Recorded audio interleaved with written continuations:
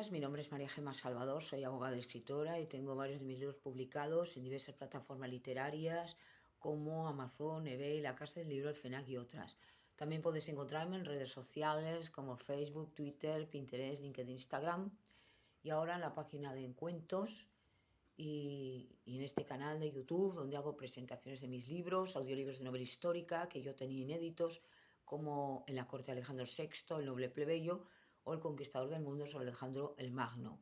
Hago reseñas de obras de grandes autores como Los tres mosqueteros de Alejandro Dumas, Aloma de Messorrúdeda y otras obras que me han llamado la atención tanto por autora como por lectora.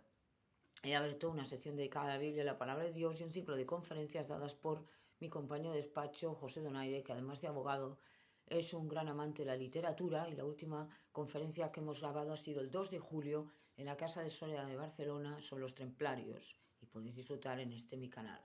También hago novelas espontáneas, esto es, narradas de viva voz, como La Torre de Piedra de la Costa y El Castillo de la Imaginación, que tenéis aquí. Entonces, ahora, siguiendo con este tema de la Biblia y la palabra de Dios, vamos a abordar, yo creo que una de las cosas más interesantes sobre lo que es la palabra de Dios y la Biblia y que además sustenta, igual que en el caso del pecado que ya hablé de él, lo que significa la fuerza, el poder de Dios, la salvación de Jesucristo y sobre todo es uno de los pilares fundamentales de lo que sería la vida de una persona que cree en Dios, que confía en Dios y sobre todo va ligado a la vida eterna, que es la resurrección. Entonces, ¿qué es la resurrección? La resurrección es volver a la vida cuando uno estaba muerto. Evidentemente esto rompe totalmente con la ley natural, rompe con las leyes de la física, porque una persona cuando está muerta, se extingue y desaparece. Pero si nosotros vamos a la Biblia y la palabra de Dios, nos daremos cuenta que Dios en su omnipotencia, es decir, esta cualidad que tiene Dios, que no la comparte con nadie, porque las cualidades de Dios no las comparte con nadie, significa que Él tiene la capacidad de poderlo hacer todo. Lo que ningún hombre, ningún ángel, nadie puede hacer, pero Dios sí. Entonces, vemos como a lo largo de la Biblia se nos dan una serie de ejemplos sobre este tema de la resurrección, que vale la pena empezar a fijarnos en ellos, ¿no? Y sacaremos unas conclusiones que van a ser muy buenas para nosotros y además van a fortalecer sobre todo esta fe que nosotros tenemos en Dios y esos argumentos que nos van a dar para oponernos a esas teorías demoníacas de la reencarnación que surgieron a partir de la Torre de Babel y que tanta gente sigue confundida. Porque efectivamente la reencarnación es contraria a la resurrección. Es lo contrario. O sea, una persona que resucita vuelve a la vida, pero no vuelve de otra manera, no adquiere otra forma y resucita una vez, no 40 veces, que todo lo que dice la reencarnación, vamos reencarnándonos en varias vidas y que si yo recuerdo que tal, y todo es un cuento. Entonces, el hombre resucitará, sea bueno, sea malo, al final de los tiempos, los malos para perdición y los justos para bendición. Es verdad que habrá personas que Dios sabe que son malas y por lo tanto estas no van a estar en la segunda vida. Porque cuando estoy hablando de resurrección, esto es un tema que es muy delicado. Cuando yo digo que resucitarán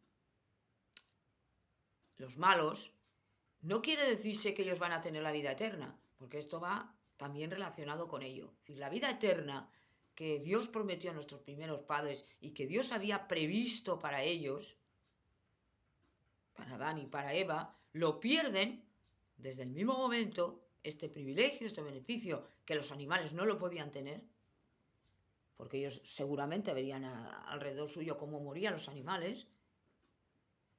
Esto lo pierden desde el mismo momento en que cometen pecado y son ya desobedientes a Dios. Entonces, cuando le dicen no a Dios y sí al diablo, a las mentiras del diablo, y le creen a él, que no había hecho nada por ellos, ¿qué es lo que ocurre? Que pierden esta posibilidad de volver a la vida.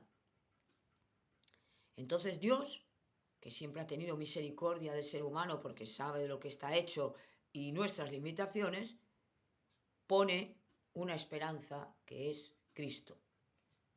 Que efectivamente Cristo surge 4000 años en la historia, después de la creación de Adán y Eva, después de la creación del mundo, pero eso no quiere decirse que Dios no había previsto todo y que efectivamente les daba unos mandamientos, les daba unas leyes. Esto surge con Moisés, pero antes de todo, también, ellos sabían lo que estaba bien y lo que estaba mal. Tenían una conciencia y sabían lo que había ocurrido con el diluvio, sabían lo que había ocurrido con Adán y Eva. Esto lo sabía Enoc, lo sabía Noé, lo sabía Matusalén, es decir, los patriarcas antidiluvianos antes del diluvio. Luego no tenía nadie excusa para no saber cuál era la voluntad de Dios. Es verdad que surge un tiempo, que pasa un tiempo, y hasta que no llega Moisés, no van a saber los israelitas los mandamientos tal y como nosotros los vemos o como los hemos conocido, pero que es verdad que Dios siempre ha estado pendiente de que el ser humano cumpliera su voluntad. Entonces, vemos como las resurrecciones aparecen en la época de Cristo, y esto tenemos que entender que es lógico. Es decir, ¿quién es el que nos va a salvar? Jesucristo.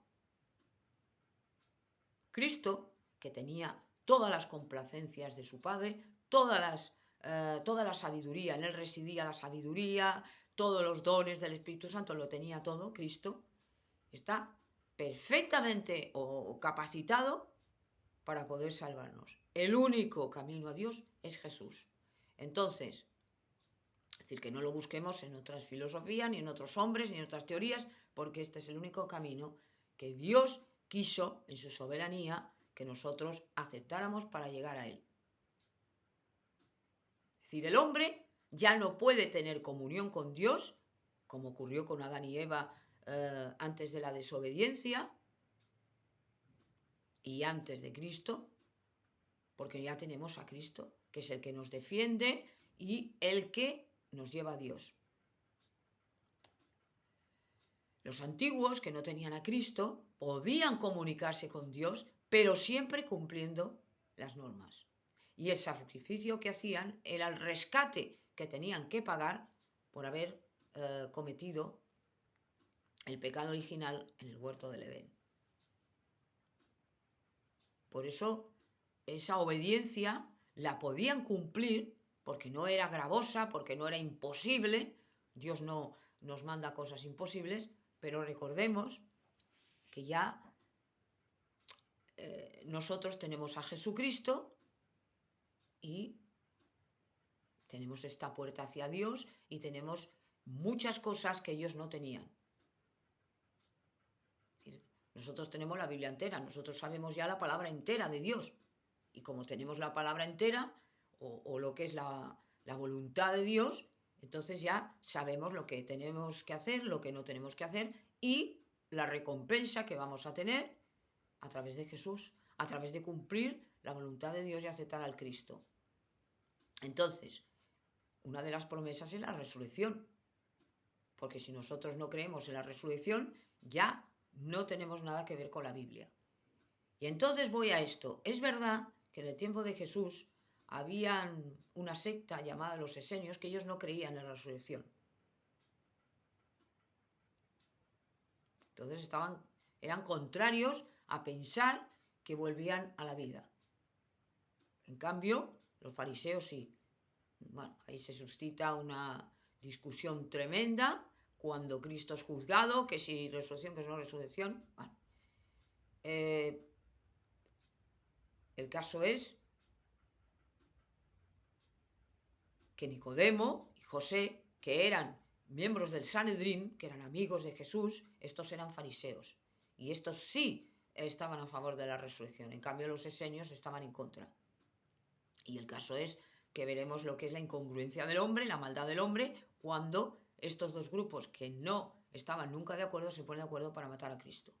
Pero todo esto estaba ya previsto por el mismo Dios para llegar a la salvación del mundo.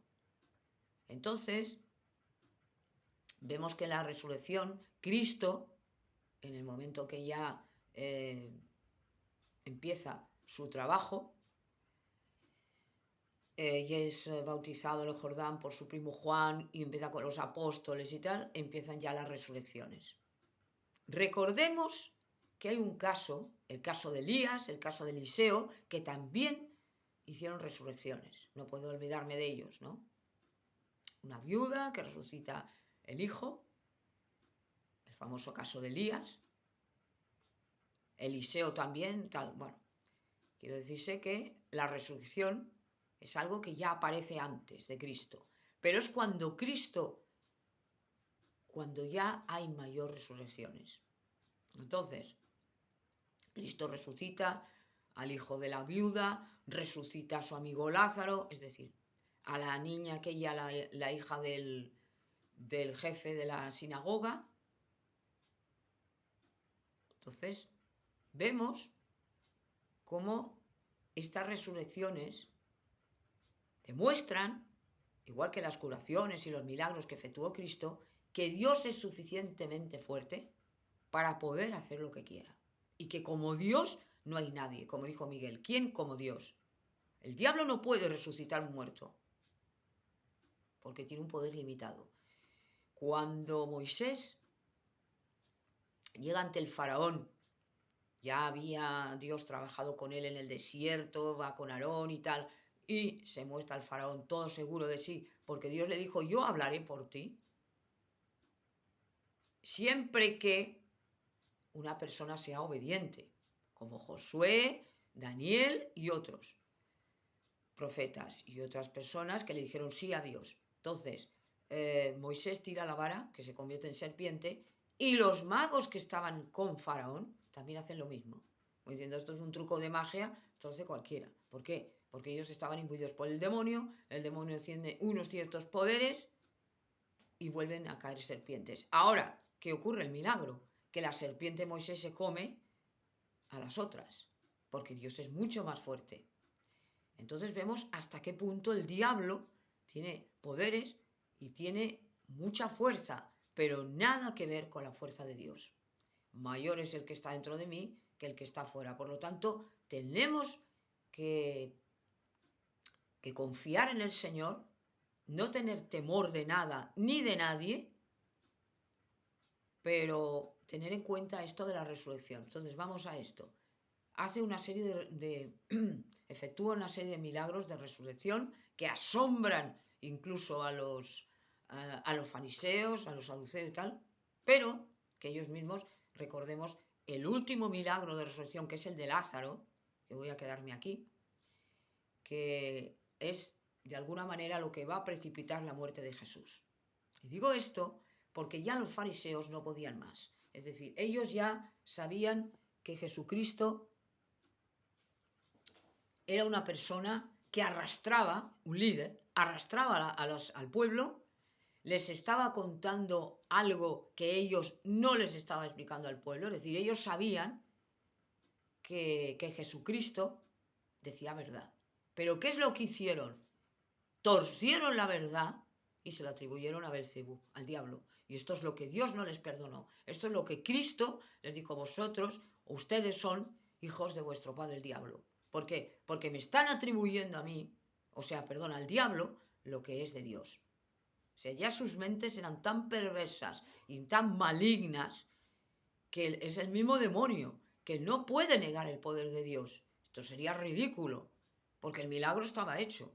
Es como cuando les dice a Adán y Eva, actúa siempre de la misma manera Satanás, pervirtiendo la obra de Dios. falsificando la palabra de Dios. No puede negar que Dios tiene poder. Así que le dijo a Eva, Dios os ha dicho que si coméis de esto moriréis. Y dice, no es verdad. ¿Por qué? Porque Él sabe que si tomáis esto seréis como dioses, os abrirá el entendimiento y conoceréis el bien y el mal. O sea, Él dijo la media verdad, que es mentira.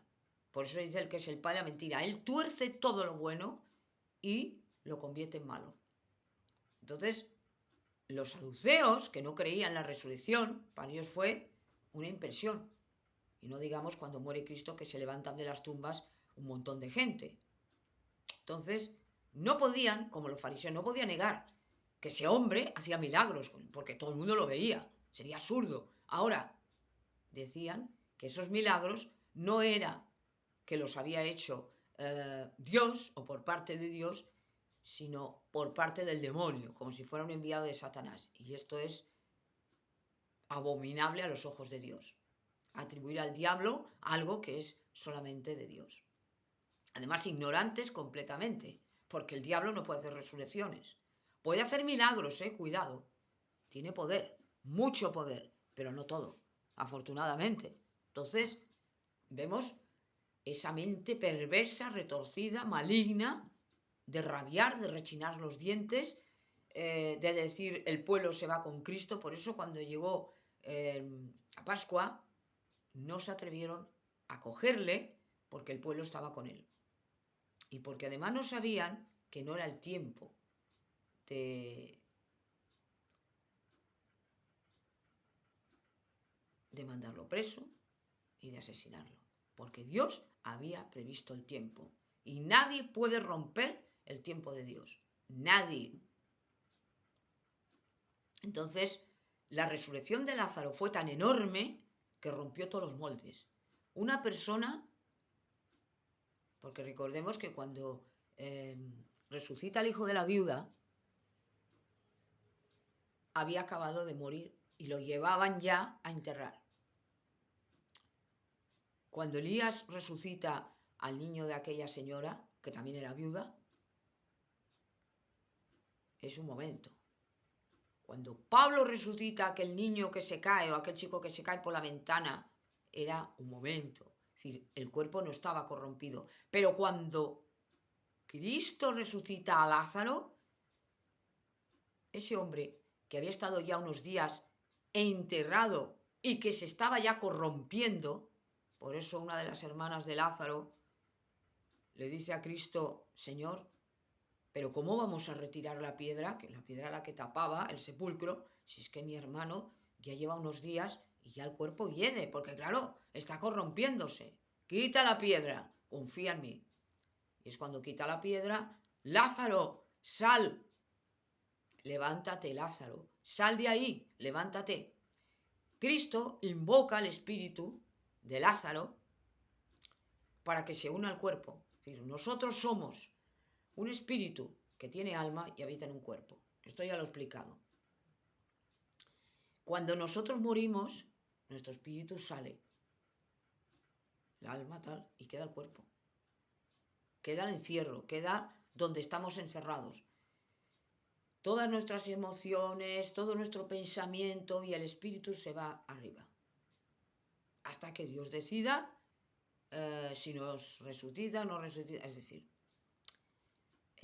Dios sabe, vamos arriba, vamos abajo, esto depende del Señor, si somos salvos o no somos salvos, pero el cuerpo se queda abajo. Entonces, Lázaro, su espíritu ya se había desprendido de él, por lo tanto el cuerpo se estaba descomponiendo, porque el espíritu es lo que da vida, el aliento de Dios, eso es lo que le da vida al cuerpo, hasta que Dios no sopló en las narices de Adán, hasta que no le dio su espíritu, si lo sabemos por Noé, cuando dice, no permanecerá no permanecerá mi espíritu en el hombre más de 120 años. Sin el espíritu de Dios, que también se dice en los Salmos, sin el espíritu del Señor, nosotros no somos capaces de vivir. Por lo tanto, necesitamos el aliento vital, porque si no, no vivimos. Somos cuerpo muerto. Entonces, hasta que Dios no sopló en las narices de Adán y no le dio el espíritu, Adán estaba, bueno, pues como un muñeco tendido. Pues esto es lo que le pasaba a Lázaro. Lázaro ya había pasado unos días, había muerto, había descendido al sepulcro y ayer estaba esperando. Ahora, ¿por qué Cristo hace este milagro? Cristo hace el milagro de Lázaro para demostrar que Dios lo puede todo y para demostrarles a los saduceos que existía la resurrección de los cuerpos y que Dios es soberano en su sabiduría, en su misericordia, para decidir cuándo hace o no hace las cosas. Para Dios no hay nada imposible, es el Shaddai, el Todopoderoso. Por lo tanto, resucita a un muerto y lo resucita completamente entero, como estaba él. Cuando el espíritu se une al cuerpo, otra vez vuelve a circular la sangre, se vuelve a recuperar los tejidos y esa persona vive. Y lo vieron todos. Y entonces dijeron, Dios es grande. Y fue una impresión extraordinaria. Y muchos se convirtieron. Entonces, ese milagro es lo que precipita la muerte de Cristo, porque ya los fariseos ya no podían con él, ya no lo podían soportar. No podían soportar a un rabí, a un maestro, que les estaba diciendo que eran unos hipócritas, o sea, que les estaba descubriendo ante el pueblo. Y los demonios estaban, sobre todo Satanás, con un odio tremendo a Cristo, porque quería ya que Cristo muriera. O sea, que desapareciera porque le estaba molestando, estaba haciendo milagros, y esto a él no le gustaba. Despertando la conciencia del pueblo y por lo tanto salvando del pecado y separándolos del ámbito donde opera Satanás. Porque todos los que no están con Dios están con el diablo. El que va contra mí, el que no está conmigo está contra mí, dijo Cristo. Es clarísimo lo que dijo. Por lo tanto, no es suficiente con que una persona escuche la palabra, vaya a la iglesia y, bueno, como hacían los fariseos, muy legales, muy rigoristas, cumplían tal, pero en su corazón no estaban conforme a Dios. Ellos querían una religión a su manera, estaban ya contentos con lo que tenían, autosuficientes. Cuando Cristo viene a la tierra, y sobre todo al pueblo de Israel, y les dice a los fariseos lo que están haciendo no está bien, porque están confundiendo al pueblo, a los fariseos no les gusta oír esto, no les gusta, porque eran tan soberbios que eso no les agradaba. Recordemos el ejemplo, ¿no? Cuando va con los apóstoles y pasan unos fariseos todos tiesos, que no sé qué. Eso no es. Somos los hijos de Abraham, le dijeron a Juan el Bautista, como diciendo, eso no basta. Lo dijo el Bautista. Dios, si quiere, puede levantar hasta las piedras y convertirlas en personas. Eso no basta.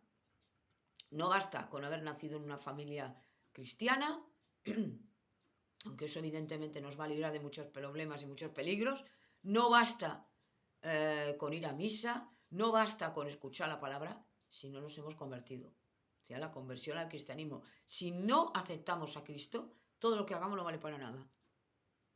Y no estoy hablando, que siempre es lo mismo, no estoy hablando de las personas que nunca oyeron hablar de Cristo, Dios los juzga de otra manera. Pero el que ha oído hablar de Cristo y no quiere saber nada, este es el que tiene una mayor responsabilidad. Además, estando con Dios, gozamos de muchas ventajas que los demás no las tienen. Va a perdonar nuestros pecados, va a darnos una paz que el mundo no tiene. Ayer precisamente estaba con unos amigos y estábamos, bueno, surgió el tema este de los problemas que hay, de la guerra, y uno de ellos dijo que este clima de preocupación y de angustia pues hacía que las personas no estuvieran bien. En realidad, si una persona no tiene a Dios, si no confía en Dios a ciegas, su vida no va a valer nada. Y además, todos los problemas se nos van a venir encima y nos van a aplastar, porque tenemos esa tendencia a hacer de un grano una montaña. y sobre todo en lo malo, no en lo bueno. Por eso Cristo dice, lleva tu cruz, yo te ayudaré, pero tú eres el que tienes que tener una responsabilidad. Y cuando tenemos esa suerte de haber aceptado a Cristo, de tener a Cristo como maestro, como salvador, como amo, como señor, como rey, vamos a darnos cuenta que la vida va a ser diferente para nosotros. Tenemos un problema y acudiremos a Dios. Señor, yo tengo este problema, te pido humildemente en nombre de Jesús que me puedas ayudar, que me puedas iluminar, que me puedas dar consejo, y Dios nos lo va a dar. Pero hay que pedírselo con humildad. Señor, yo tengo este problema de salud, ya lo he explicado, voy a ir al médico, dame fuerzas porque tengo miedo o no me gusta ir, pero dame fuerzas para poder ir. Y Dios nos la va a dar. Señor, yo tengo este vicio, quiero quitarme esta manía que tengo, esta cosa mala que me está haciendo daño, que me está tal. Y Dios nos va a ayudar, nos va a dar una fuerza que no es nuestra. Y esto lo digo porque lo sé, porque lo he experimentado. Y es verdad que Dios nos ayuda. Ahora, tenemos que poner también de nuestra parte. Dios hace su parte, pero también primero tenemos que mover nosotros ficha. Y veremos cómo no estamos solos y veremos cómo todos esos problemas que nos parecían tan enormes se van haciendo más pequeños. A los ojos de Dios, como si estuviéramos desde arriba, es como, por ejemplo, cuando se sale de la tierra, o por ejemplo se está en un avión que se ve todo más pequeño, pues esto es igual. ¿Por qué? Porque estamos por encima. Cuando estamos con Dios, estamos por encima de estos problemas. Los problemas están abajo. Seguimos teniendo los problemas, pero los problemas ya no nos parecen tan grandes. Y entonces hay que tener una frialdad tremenda para poder enfrentarse a los problemas. Porque si no, los problemas nos comen. Que si mi hijo, que si mi hija, que si resulta que me han echado del trabajo, que si resulta que la bolsa ha bajado, que si la guerra con Ucrania, que ahora resulta que el coronavirus, que ahora resulta... Estamos llenos de problemas. Que ahora resulta que está subiendo tanto todo que no tengo ni para comer, que no tengo ni para tal. Vamos a Dios, vamos a pedirle ayuda a Dios. Claro que tenemos que poner de nuestra parte. No se trata de estar sentado y que Dios nos lo haga todo. Esto no, esto no. Pero todo con una cierta frialdad y una cierta medida. Y muchas veces, no digo siempre, pero para que no se me malinterprete, hay personas que caen en esas situaciones porque se lo han buscado. Y porque además no han estado con el Señor nunca. Por eso tenemos que darnos a los demás, ayudar a los demás, desprendernos de muchas veces de aquello que nos gusta y compartirlo con otros, porque así también será bueno para nosotros. Y seremos más felices. Haremos felices a otros y nos haremos felices a nosotros. Y a veces no es solo el dinero, sino que basta con una palabra de apoyo, de consuelo a quien vemos que está sufriendo. Yo he oído, he llegado a oír verdaderas barbaridades contra Dios, como si estuvieran enojados con Dios, y esto es un sufrimiento del ser humano que no tiene fe en Dios. Es que hay alguien, y esto lo he oído, ¿no? Es que hay alguien que no se equivoque y tú dices, Dios es el que más se equivoca, Dios es el peor, Dios tal. ¿Por qué? Pues esta persona le ha pasado lo que sea y tiene rabia contra Dios. Cuando no se da cuenta de que Dios no quiere el mal nuestro, sino que es el mundo el que provoca el mal. Somos nosotros mismos. La imperfección del hombre, la maldad del hombre, ha provocado las enfermedades, ha provocado la muerte, pero claro, esto siempre tenemos que buscar un culpable. Dios. Dios hizo que mi hija se muriera, Dios hizo que mi mujer contrajera una enfermedad, Dios hizo que yo esté así. No es verdad esto. No es verdad. Somos injustos cuando tratamos de echarle la culpa a Dios, que es totalmente inocente y justo, de lo que nosotros tenemos culpa.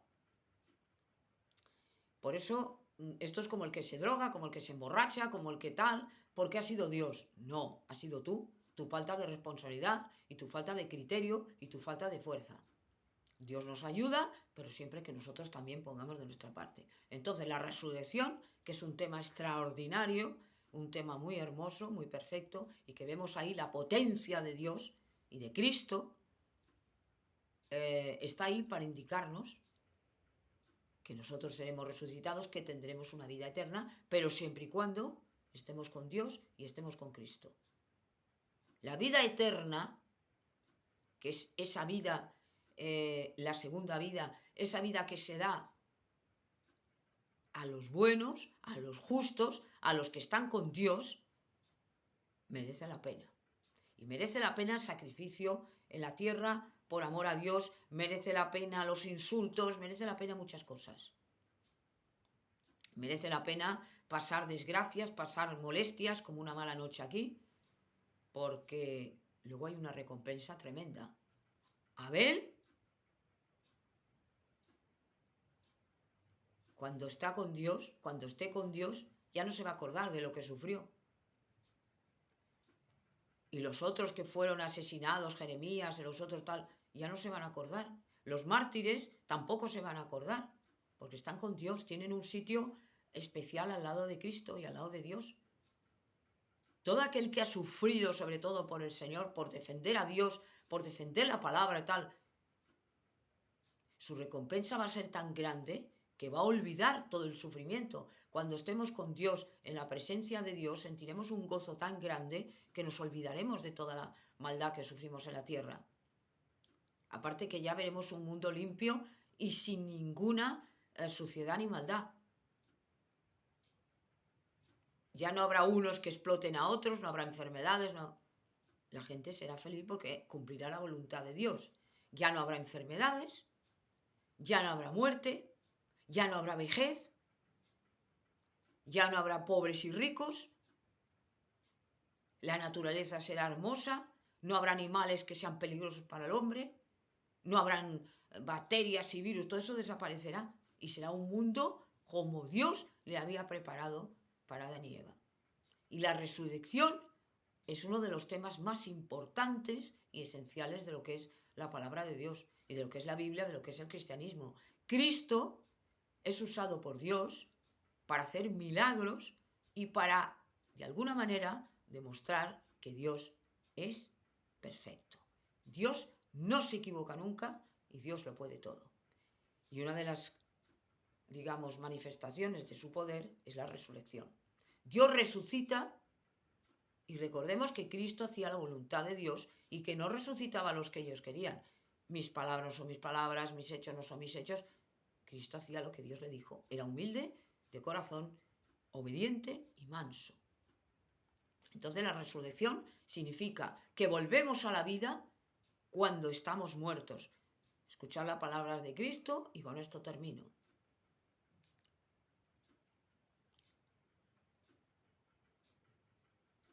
El que cree en mí vivirá. Y aunque esté muerto, vivirá y volverá a la vida. Yo soy el camino, la verdad y la vida. Y el que crea en mí vivirá y aunque esté muerto, volverá a vivir. Cuando Cristo vuelva en la segunda venida, habrá personas que estarán muertas, habrá personas que estarán vivas. Y los que estén muertos volverán a la vida. Unos para la vergüenza y otros para la bendición. Habrá una segunda resurrección, habrá una resurrección de todo el mundo, efectivamente. ¿Por qué? Porque Dios tiene que juzgar a aquellos que se han portado mal, es decir, que no han aceptado a Cristo, tal, para arrojarlos al agua de fuego. Y luego para los buenos. Pero aquellas personas que ya son los perdidos, que ya he hablado de ellos, y que van a ser juzgados, que no están en el libro de la vida, sino en el libro de la muerte, estos van a ser juzgados por las cosas malas que hicieron. Nosotros no vamos a ser juzgados, porque estamos salvos y por lo tanto ese mal no le vamos a tener. Hemos obedecido a Dios y nuestro Salvador es Jesús. Nos perderemos recompensas si no hacemos lo que tenemos que hacer, pero no tenemos ningún juicio sobre nosotros. Ahora, los perdidos sí, y vamos a ser nosotros, los cristianos, los que juzguemos. No solamente, y esto es lo enorme, ¿no? No solamente aquellos que hicieron el mal, sino a los mismos ángeles malos. Y esto, tela, porque esto no lo van a hacer los ángeles. Vamos a ser nosotros, los cristianos, los que vamos a juzgar a esas personas que se han portado mal en la tierra, que no han ido conforme a las normas de Dios, que han despreciado la palabra y a Cristo, y también a los ángeles malos, y a Satanás, el falso profeta, y van a ir todos al lago del fuego y al anticristo. Y vamos a ver que Dios, todo lo que hace y todo lo que dice, está bien. Es decir, nadie podrá decir, es que Dios es injusto, ¿no? Se verá lo que esa persona hizo. Él mismo verá lo que hizo en la tierra y por qué se le juzga. Y veremos cómo Dios no es injusto. Lo vamos a ver todos. Nosotros no tendremos juicio, pero los malvados, en el gran juicio del trono blanco, que ya había hablado de él, que está, veremos en el Apocalipsis, al final de los tiempos, vamos a ver cómo vamos a llegar incluso a juzgar a aquellos que no cumplieron la voluntad de Dios. Por eso dijo Cristo, les irá mejor a los de Nínive, es decir, aquellos que fueron perdonados por Dios cuando fue Jonás a lanzar el mensaje de maldición, que a esta generación mala y perversa. Recordemos que la última generación se va a parecer a la generación de Noé.